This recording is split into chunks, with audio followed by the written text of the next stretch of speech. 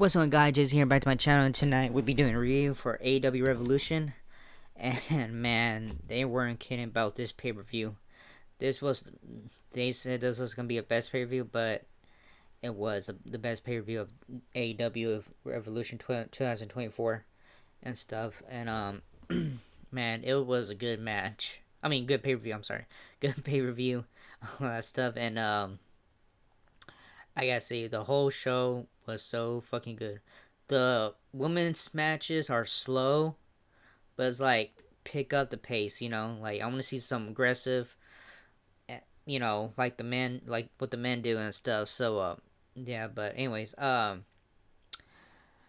so yeah. Anyway, it was a good show and stuff. And a couple minutes ago, I just got finished watching The Walking Dead, The Ones Who Live, episode 2 and stuff. And man, it was a good show too. Yeah. But anyways, enough of that. But let's go ahead and do the kickoff match for which will be the first match. But there's two kickoff matches for the 0 hour, all that stuff. So yeah. So here we go.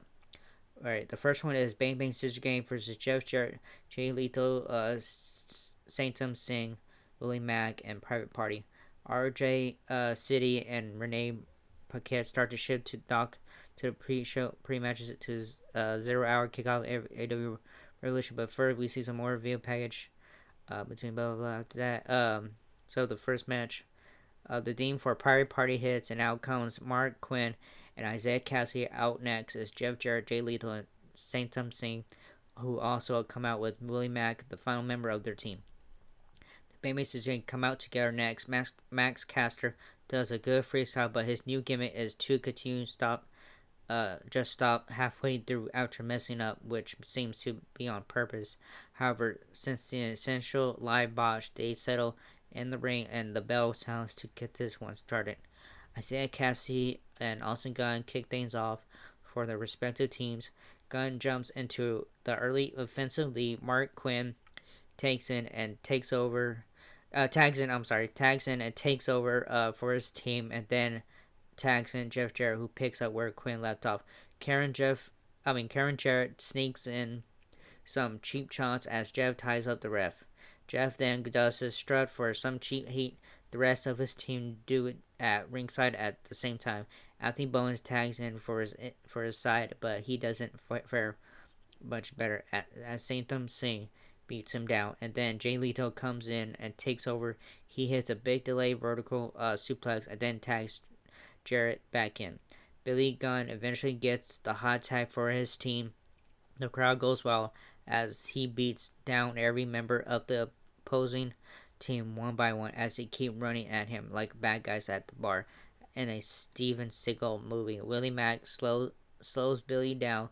He heads to the top for a 6-star frog splash, but Gunn avoids it and tags in his son.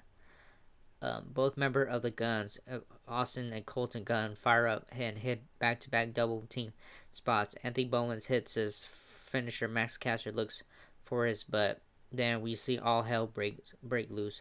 Everyone ends up on the floor except Jay White and Saintum Singh, who go nose to chest. Billy Gunn steps in for Jay is still shorter but closer. They brawl, and Gunn and White work together to chop Saintum down two sides. Gunn hits a fame asser. Willie Mack comes back in, but White hits the Blade Runner on him for the pinfall victory. Fun opener to get the crowd going for tonight's late show. Alright, so the winners are Bang Bang Scissors Gang. Alright, the second match is Chris Statlander and Willow Nightingale versus Julia Hart and Sky Blue. Alright, after the battle wraps up, Jay gets on the mic for a post-match promo.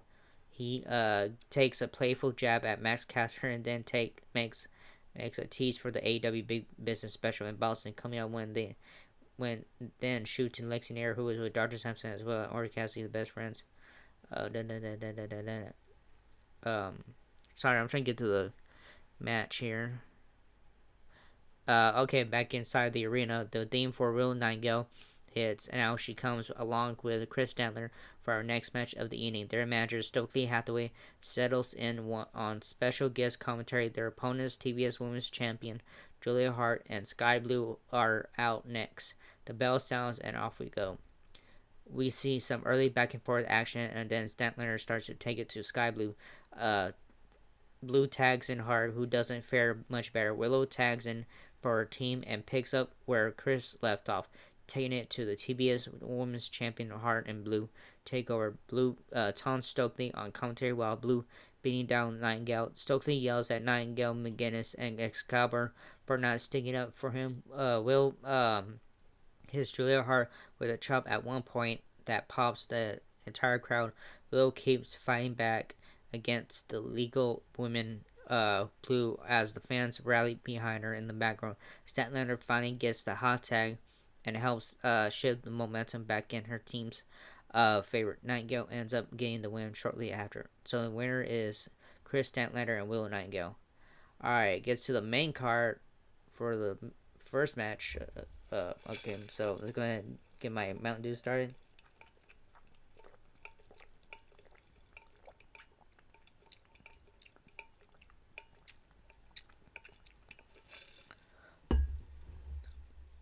Alright, they wrap up the whole show and stuff.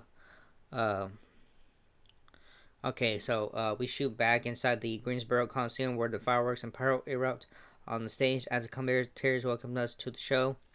We head down to the ring for our first match of the evening, which is one of the many titles contests scheduled for the show. Dan Garcia makes his way out to challenge for a TNT for the TNT Championship in our opener. Next out is his opponent, the reigning defending champion, TNT champion and leader of the patriarchy, Christian Cage. He sells in the ring. The ref holds the TNT title up high in the air, and then the bell sounds to get this official off running. The Prodigy, Nick Wayne, Killswitch, and Mrs. Wayne are all at ringside in Cage's corner for this one. The fans chant for Garcia early on. Garcia gets the better start of the two, throwing Cage down to the mat off a log up, resulting in Cage rolling out to the floor to regroup with the rest of the patriarchy. Back in the ring, Cage fakes an injury in the corner, which allows him to cheap shot his way into the offensive for the first time in the contest. The fans boo while Nigel McGuinness makes every excuse on Cage's behalf on commentary. As Cage continues to dominate on offense, we see him look for the kill switch for the finisher, but Garcia avoids it and hits a chop block to the back of the knee. On the floor, we see Nick Wayne charge at Garcia, who elevates him into the timekeeper's table with authority. As the action continues, Garcia bounces Cage off the steel steps with authority. In the ring, Cage tries begging off before sneaking at kill switch attempt, which Garcia avoids. Garcia then gets the TNT champion down on the mat and stops him in an ankle lock. Cage escapes and kicks Garcia low. Garcia hits a back suplex for a close near fall. Cage sinks shots Garcia face first into the turnbuckle. Cage distracts the ref while Killswitch hits a chokeslam on Garcia on the apron. Cage hits a top rope frog splash after that for a close pin attempt, but Garcia kicks out Daddy Magic. Matt Menard runs out and attacks Killswitch from behind as he attempts to get involved again. Moments later, Nick Wayne's mom goes to slap him, but he avoids it. He and Killswitch fight up the ramp as the crowd roars. Back in the ring, we see Cage go for a spear, but Garcia counters with a pile driver for a close 2 count. Seconds later, Nick Wayne hits a cutter on Garcia from the apron, which Cage follows up with his Killswitch finisher for the pinfall victory with the win. Christian Cage retains the TNT Championship. So yeah, Christian Cage is still the TNT Champion. Alright, the next match, AEW Continental Crown Championship, is Eddie Kingston, who is the champion, versus Bryan Danielson. Backstage, Lexi Nair is in the locker room with Bryan Danielson, who is stretching behind her as she talks about the next match of the evening, with the American Dragon taking on the Mad King, Eddie Kingston, for the AEW Continental Crown crowned champion, we then head inside the arena. When Bryan Danielson makes his way to the ring, we see Renee backstage talking about the match as Eddie Kingston is warming up beside her. He heads to the ring looking for another successful defense of his AEW Continental Crown Championship, as well as the forced respect, acknowledge, and handshake from Danielson. The commentators point out the special rules for a Continental Crown titles bout with everyone banned from ringside during the bout. Alright, the bell sounds are official running with this one. Our second title tilt of the evening. The fans are loudly behind Kingston. Excuse me, I'm sorry. Kingston early on with Thunder's Eddie, Eddie chant. They turn it to only have as half the crowd chants "Let's go Bryan" and the other half "Let's go Eddie." The two begin to get after it with some back and forth action. Now the two start trading absolutely vicious chops and back and forth fashion. Kingston and Danielson end up on the floor. We see a big suicide dive spot after some chops. Some more chops. We see a big suplex from the apron down to the floor. The fans react with the "Holy shit" chant.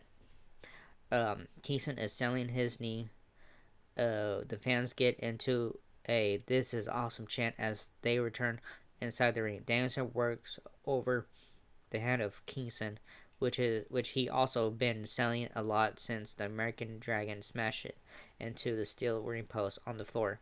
Moments ago, the commentators post out how Danielson is focusing on the arm / hand on Kingston to take away his spinning back first finisher and overall dominant striking attack. Kingston hits an exploder a la Juve Kiyama, and the fans break out in Eddie, Eddie chants. Again, the Mad King looks for another exploder, but Danielson avoids it.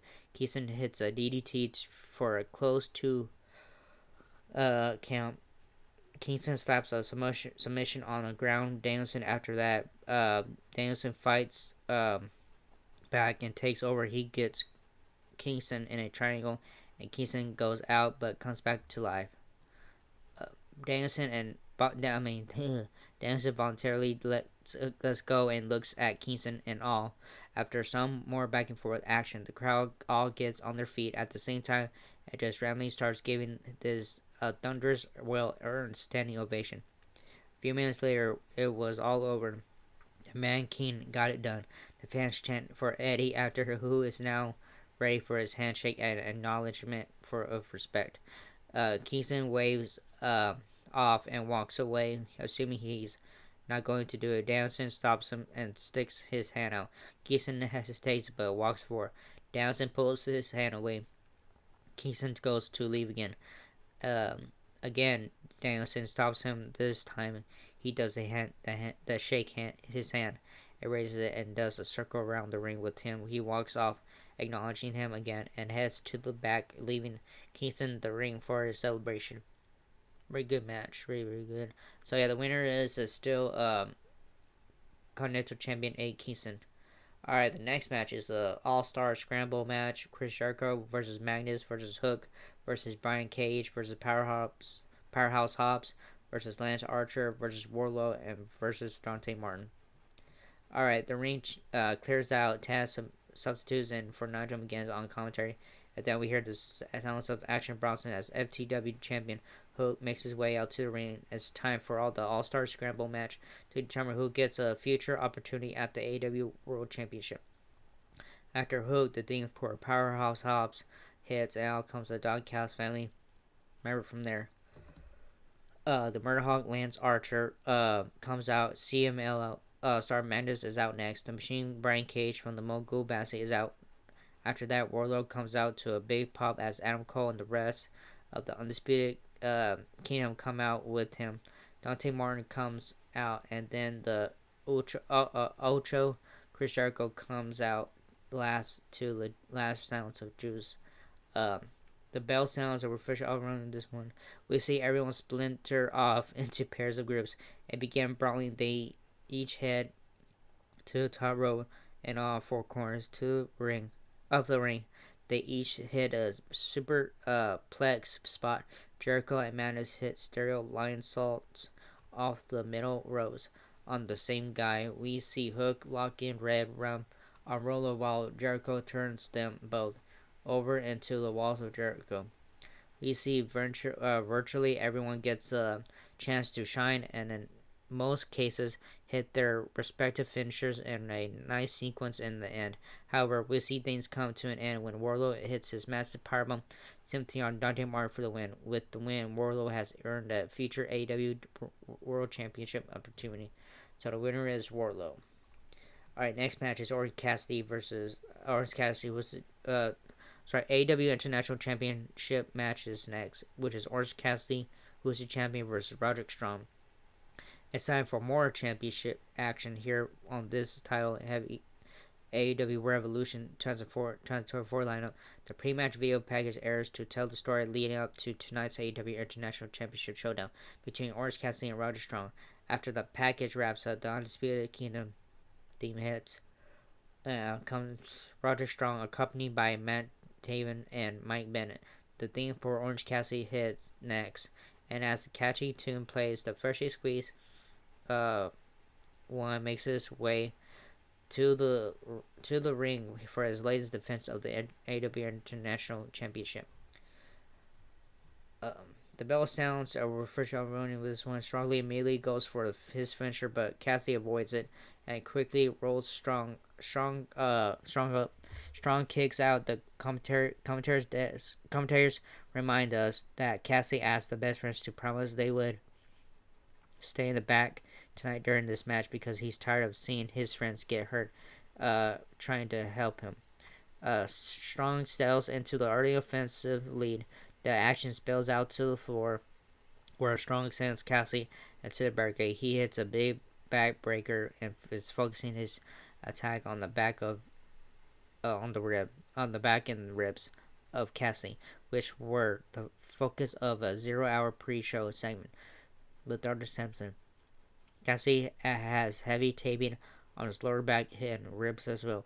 We see more good back and forth action, and then Cassidy starts to settle into the offensive lead. He hits a beach break for a close near fall, but moments later, Strong hits his finisher for the pinfall victory with the win. Roger Strong is now the new AEW International Champion. So yeah, Roger Strong won the championship, the International Champion. Alright, once the match wraps up, we see the shocking, unexpected return of Kyle O'Reilly. O'Reilly hits the ring with his hair grown out quite a bit. He looks at the Undisputed Kingdom group who offer him a shirt. He turns it down and walks off on his own. The Undisputed Kingdom theme plays again as Roger Strong resumes his title celebration in the ring. Alright. The next match is FTR versus Blackpool Combat Club. The pre-match video package airs next to get ready for the high anticipated showdown between the FTR duo of Dax Harwood and Cash Wheeler and the Blackpool Combat Club team of Jon Moxley and Claudio Castagnoli. After the package wraps up, we return inside the Greensboro Coliseum, where we hear Wild Thing. Out comes the BCC duo of Mox and Claudio, who are wearing the spiked shoulder pads like the Warriors did. Then the Machine Brian Cage already used that up on the one Warrior and Lemon for the evening. I don't know. The BCC duo settle into the ring to a big pop there, and their music dies out. Now we hear the familiar sounds of the old Midnight Express sounding insurance music for FTR, and out comes the Korean tag team pattern of Dax Harwood and Cash Wheeler. The battle sounds were for on this one. We see some slow back and forth action early on, and then the BCC duo settle into the early offensive lead. Mox works over Wheeler for a while, controlling him on the mat. Dax comes in and kicks Mox to free Wheeler from a submission he was stuck in for a while. Claudio tags in, and the two hit a vicious double team spot before Castagnoli continues to work over Wheeler. We see Mox tag in and take over the fight. Spills out onto the floor where Mox taunts him, telling him, "I don't think you're shit," as he continues to pummel him. Harwood finally gets the hot tag, and he helps FTR take over the control of the offense After being down for a while, Wheeler is finally back up. Harwood is turned inside out from the big shot from Casanova in the ring, while Mox blasts Wheeler on the floor again. Harwood is shown bleeding on the floor as Wheeler comes back to life in the ring. We see FTR go for the Doomsday device on Casanova, but he hits a counter power slam in midair on the way down. Wow. Officials come in to check on Dax, who is bleeding so much it's a damn joke. Even AEW standards, it's dripping all over the place, drawing huge gaps from 60,000 plus inside the Greensboro Coliseum as Mox works him over. Moments later, we see a successful Doomsday device from the BCC duo. Duo Wheeler comes off the top row and to break up the following up pin attempt. Dax, meanwhile, is bleeding profusely like a stuck pig. Fans are roaring and breaking out in a loud AEW chant as all four men from both teams start to go to war at the same time in the ring. The referee, Paul Turner, struggles to regain order in this one. We see Claudio hit the giant swing on a bloody ass hardwood. He swings his bloody dome into a big drop kick from Mox, who goes for the cover. Somehow, still finds it in him to kick out before he count of three. Mox bites at the bloody head of Harwood in the corner. Dax spits at him. FTR hits a modified Doomsday device off the top rope in the corner. They go for the cover, but only get two. They immediately follow up that with the team double shatter machine finisher, but Claudio breaks up the pin attempt. We see Cash Wheeler dive through the ropes to a European uppercut from Claudio on the floor. Claudio hits a neutralizer after that. Dax hits a power driver on Claudio. Mox looks for the paradigm shift on Dax, who counters it. Mox ends up hitting the Death Rider, but Max kicks out. Mox slaps in a rare choke on Dax and squeezes as blood spews out of his head like crazy. Weir runs in to try and make the save, but Claudio runs in and chokes him right next to Mox. As Mox chokes Dax, BCC gets the win on that note. Another great match in the show promo. So the winners Black Comic Club.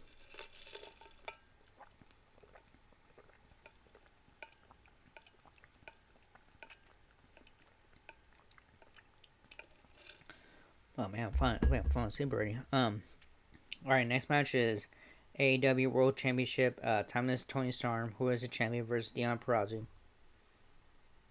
Alright.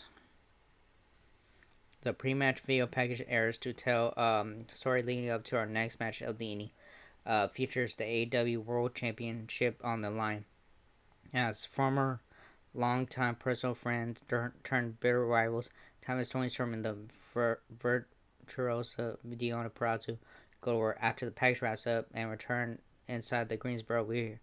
As Cameron Taz buy some time as the ring crew cleans up the blood from Dax Harwood in the previous match. No, seriously, Purrazzo makes her way out and sells inside the ring for her big title opportunity. Our next, in our typical custom black and white screen style, is the reigning and defending AEW World Champion Timeless Tony Storm, accompanied by Luther, the Butler, and Mariah May. The bell sounds are official running with this one. The Virtuoso does well early on, controlling the action until Storm starts pulling cheap heel tactics, like pulling her hair. We see Luther, the Butler, trying to help Storm on the floor, but Purrazzo hits a baseball sliding drop kick to get her momentum going. Alright, after some more back and forth action, we see Storm connect with the big running hip attack in the corner, and then they follow up spot for a close pin attempt. Perazzo kicks out and starts to fight back. Storm has an ankle lock on Perazzo, who screams in pain as Storm shouts at her and taunts her. Luther, the butler, tries to get involved again, but this time Perazzo takes out Storm and Luther on the floor. Back in the ring, Perazzo stabs on Fujiwara armbar on the champ. As Storm starts tapping, Luther, the butler, distracts Rev. Perazzo lets go to take out Mariah May on the floor of the side of the ring, but she turns around and Storm finishes her off for the win to retain. All right, the winner is and still AEW Women's World Champion is time is Toni Storm. All right, the next match. Oh my god, this match. The next match is so fucking good. I enjoyed this match. I did not. I don't think this match was never gonna end, at first, but it was so fun good. So here it is. It's Will Ospreay versus Kinoshiki Takeshita. Alright, let me drink my Mountain Dew again, cause man, it's a lot. It's a lot.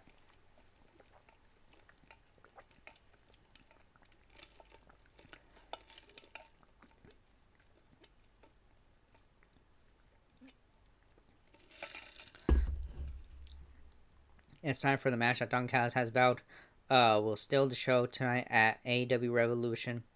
It's about the Don Callis family members next at the pre-show package airs now to get us for the showdown between Will Ospreay and the Alpha Kinoshiki Takeshita. After the package wraps up, the theme for Takeshita hits and out in his red devil mask comes the alpha of the Don Callis family. Meanwhile, Don Callis joins the gang on his commentary for this match. The theme for Will Ospreay hits out, and out comes the real assassin. The Greensboro crowd is hip to Ospreay as they are doing in his ring entrance routine with him when he hits the ring. The bell sounds a refreshing offer running with this one for our final 3 matches of the evening. Ospreay hits some impressive spots early on, including a Hurricanrana. After hitting the ropes, we hear the commentator sing the praises of Ospreay for his ability to hit the ropes like nobody else in AEW. Maybe Braun Breaker could give him a run for his money in the apartment. Takeshita slows Ospreay down as the Alpha grounds the aerial assassin and shifts the offensive momentum in his favor. The crowd boos like crazy along the way. Now we see Ospreay fire up for some crazy moves that are hard to even describe, let alone name. He goes for a springboard Oscar, but Takeshita catches him and spins him for a seated powerbomb into a pin attempt. Ospreay kicks out. Ospreay goes for Stormbreaker, but Takeshita avoids it. Ospreay hits a stun dog. How I said that right? Millionaire after a scary brain buster spot from Takeshita in the corner. From here, we see crazy high spot after crazy high spot for more near falls than any other match in history. Finally, Ospreay hits the hidden blade. It sounded like they called it for the win in an absolutely epic match. Ospreay is next level impressive as always. The match wraps up and the fans give Ospreay a standing ovation, one that is well deserved. By the way, Don Callis heads to the ring to check on both of his guys. Kyle Fletcher, member of the Don Callis family, celebrates with Ospreay, and after the match, the commentators announced Ospreay versus Fletcher for Wednesday's Dynamite and another Don Callis family member showdown. So the winner is Will Ospreay. Man, this match was so good. I enjoy it.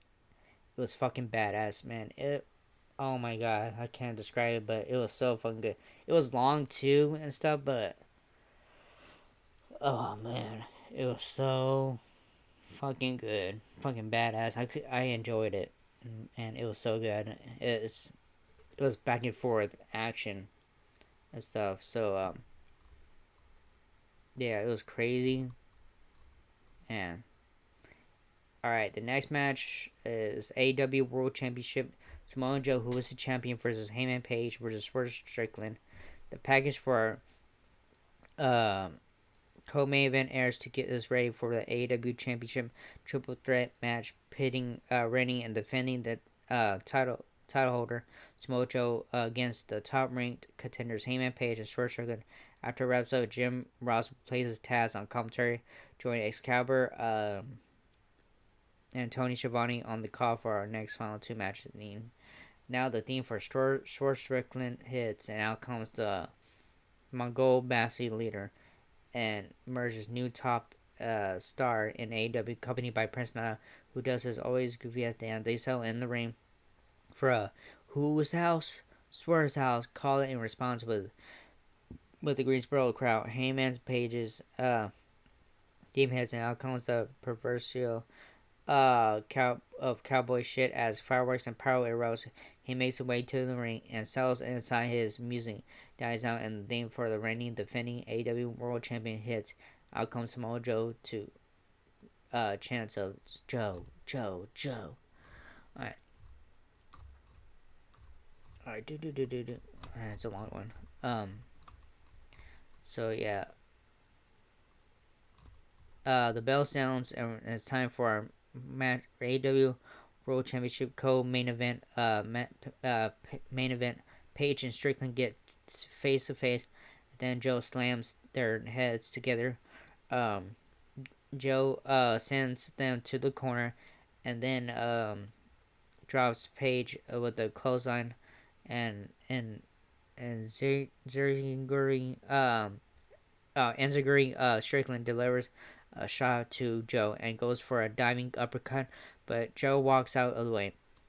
From there, the champ connects with shots to Page in the ring, and then dives onto Swerve on the floor at ringside.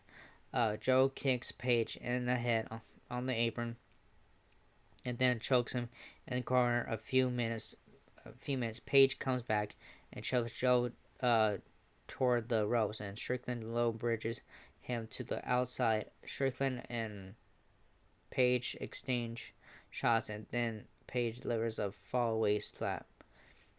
Swerve gets right back and delivers a kick to the face and stomps Page in the corner. Strickland takes over Page and delivers a back uppercut in the corner. Strickland follows with a diving uppercut and follows with one to Joe on the outside as well. Excuse me. Joe gets laid out on the floor and remains out there for a while as Swerve and Heyman duke it out in the ring. Page hits an impressive fall-away slam. It does an even more impressive kip up without realizing Swerve no sells the landing and kips up behind him as well. Heyman turns around into a big boot from Swerve. Joe is starting to come back to life on the floor. Back in the ring, the champ starts to take over on offense as he blasts Heyman with chops in the corner that echo through the building. Strickland goes for a power driver on Page, but Page gets free and delivers back elbow. Page delivers a tombstone power driver and goes for the corner, but Joe breaks it up. Joe goes to slam Page, but Page counters and kicks him in the face.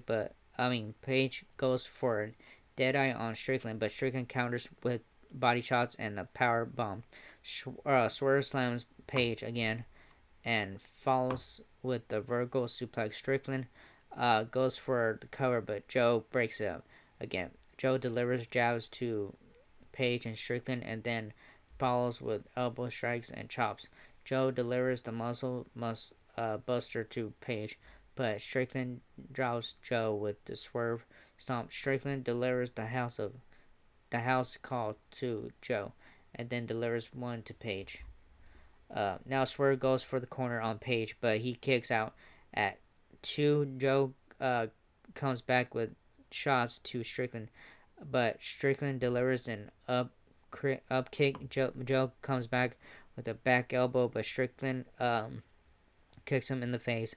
Again, Strickland drops Joe with a DDT in the corner and connects with the 450 splash to Joe's reaction back. We see Swerve connect with the Swerve stomp and goes for the corner, but Page grabs the referee to stump the corner. Page delivers the shot for Strickland to Strickland and brings the title belt into the corner. Page hits Strickland in the corner with belt, and then does it again to knock Strickland to the floor. Page delivers the buckshot lariat to Joe, and then follows him with the second, but there is no referee to make the count. Another referee finally gets into the ring, but Joe kicks out at 2.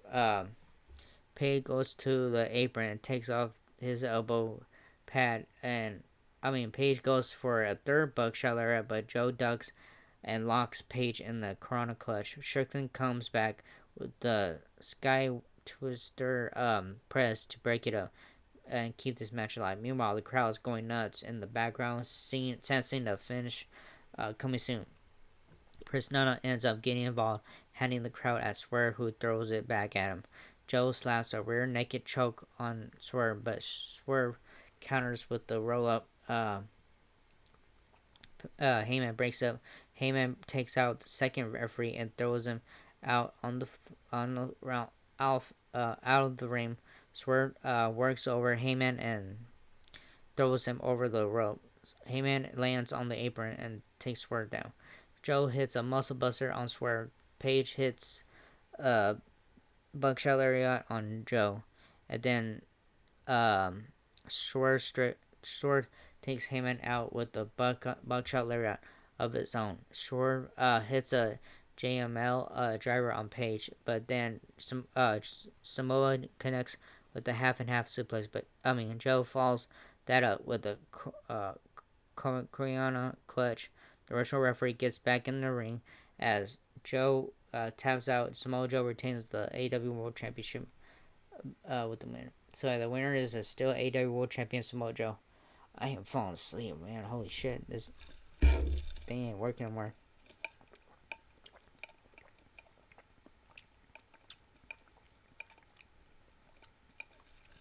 Alright, it's main event time finally. Alright, here we go. AEW World Tag Team Championships. Sting and Darby Allin, who are the champions, versus the Young Bucks. It's main event time. The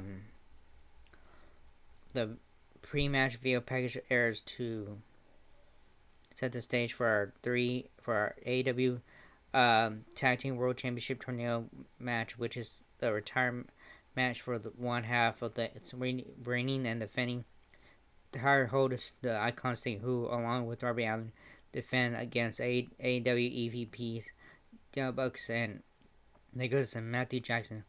Our first come out to the challengers, the Young Bucks. They settle in the ring, and then the lights go out. Video plays. Out comes Darby Allin. He stops, and the lights go out. A lengthy cinematic experience style video into intro plays to set the stage for Sting's ring walk in the arena again. We see 3 Stings come out.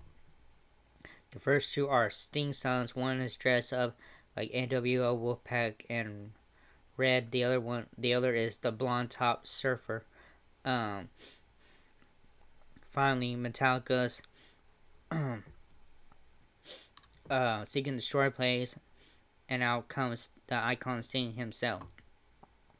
With his sons, Darby joins them, and they all head to the ring as Tony Schiavone, for final time ever, he yells, "It's Sting!" Now the bell sounds. We're officially on with this one. Tornado tag match with the AEW World Tag Team Championships on the line with Sting in his retirement match, and Darby Allin defend against former 2-time tag team champions, the Young Bucks. The crowd is white hot for this one. Not red hot, white hot. Okay, wow. Darby Allin dives in onto the Bucks as the bell rings, and then gets them into the ring. Allin and Sting deliver splashes to the Bucks in the corners, and then Sting's sons get into the ring and deliver Stinger splashes to the Bucks. Allin follows with coffin splashes, and Sting delivers Stinger splashes of his own. Sting slams Nicholas with a spine buster, and then slams Matthew on top of Nicholas. Sting applies a double scorpion deathlock, but they get free and roll to the floor to outside. Sting slams Nicholas into the barricade a few times, and then does the same to Matthew. Sting hits Matthew with the chair and then slams Nicholas over the barricade. The Icon tosses Matthew over the barricade as well as his son set up tables on the outside. Alan sets up a ladder, but Nicholas comes back with a shot to Sting. Sting comes right back up with the press slam, but Matthew kicks Sting in the midsection. Sting comes back with a back body drop, and then Alan drops the Bucks with a coffin drop from the top rope. Sting pulls panes of glass from the underdog, from the under the ring. One gets propped on some chairs and by the ramp, and Alan slams Matthew into the steps. Alan slams Nicholas into the ring steps, and Sting swings the bat, but Matthew dodges it. Sting swings the bat at Nicholas against one of the panes of glass, but Nicholas dodges it, and the bat shatters the glass. The Young Bucks escape into the crowd, but Alan and Sting follow them, and they brawl onto the stage. Nicholas comes back with a shot to Alan, and they crash through the tables on the floor. Matthew delivers a few shots to the Sting, but Sting comes back for a Scorpion Death Drop. Matthew rakes at Sting's eyes and then suplexes him through some tables off the stage. Nicholas brings Alan to the ring and props the ladder in the corner. Another massive ladder is set up in the ring. The commentators point out that Sting hasn't moved in a while. Darby Allin comes off the enormous ladder and crashes through the pane of glass, which shatters everywhere. We see blood all over Allen's body from the glass cuts. Damn. Yeah, Darby Allin, he got stabbed, man, by those glass. Anyways, Sting is finally mobile in the ring again, and the Bucks are working him over. Matthew delivers shots to Sting, and the Bucks go for a double suplex through a table, and Sting fights him off. The Bucks send Sting to the corner, and Matthew goes for a Stinger splash, and Nicholas goes for an Goring, but Sting dodges, and Nicholas kicks Matthew in the face. Now Sting delivers shots to Matthew and puts him onto the table. We see all hell break loose as the Bucks go out to the floor for weapons. They grab the title belts and look to use them.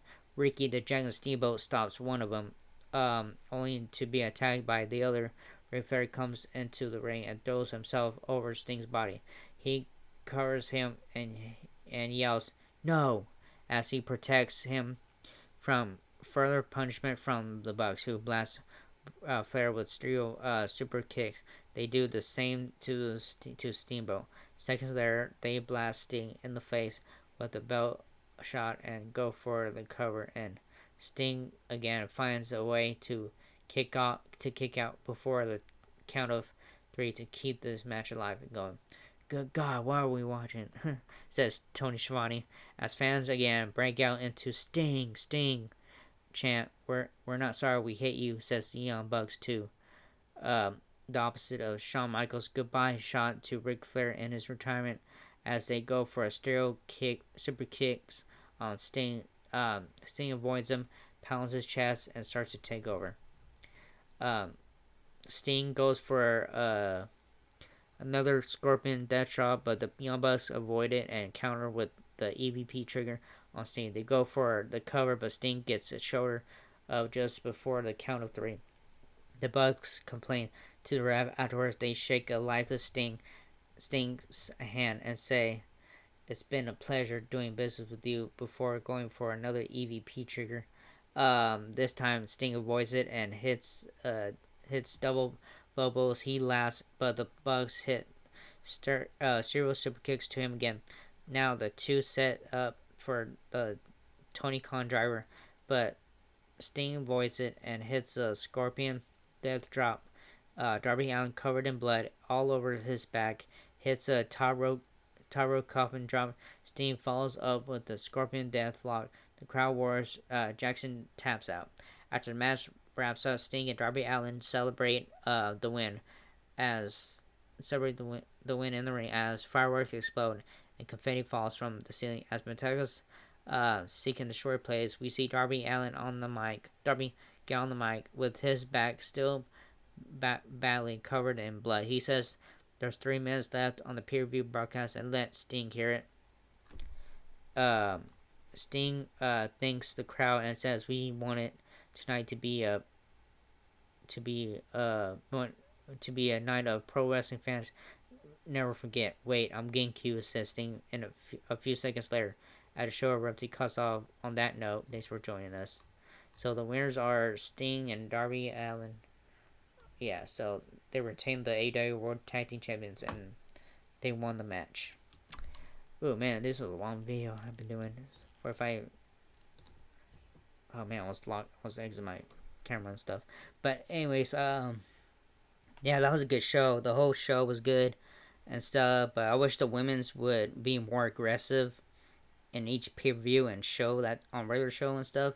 But yeah, the whole show was good and all that stuff. But I enjoy it a lot, and I am tired already and all that stuff. But anyways, I enjoyed the whole thing, and it's better than WWE, you know, as always.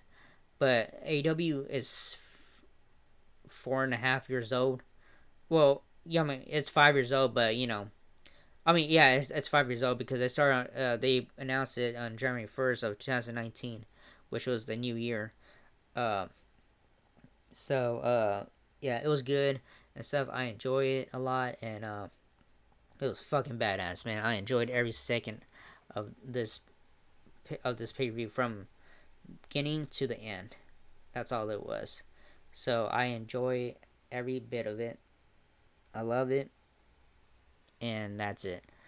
Anyways, that was it for this video, and I know it's 47 minutes when I'm making this video, but it's like 49 one about to be 150. About to end this video and stuff. So, anyways, that was good and stuff, and hoping to join this video. If not, whatever, I don't care. I'm pretty sure you're gonna stop on some point of this video because it's very long now and stuff. But I never made a 40-something minute video. But anyways, that was it, and I see you all in the next video. Laters.